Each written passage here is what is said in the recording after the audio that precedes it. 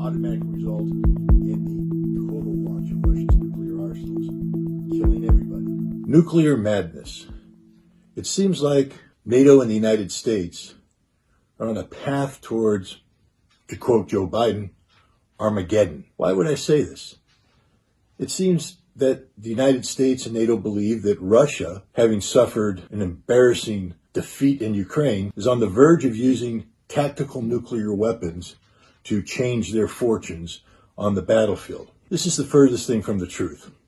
First of all, we need to understand that many of the weapons the West is accusing Russia of preparing to use, for instance, nuclear shells used in artillery pieces, no longer exist. They were done away with on instruction from President Gorbachev back in 1991, 1992, and their final destruction was overseen by the government of Vladimir Putin in 2000.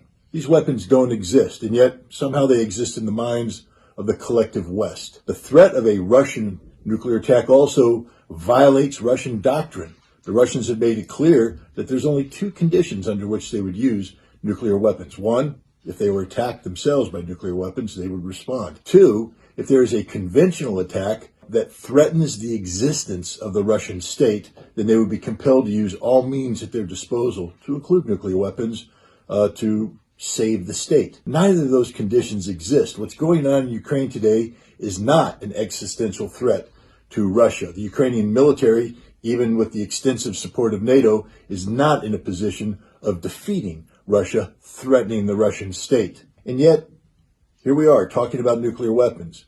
We have Ukrainian President Zelensky rambling about the need for the United States to conduct a preemptive nuclear strike.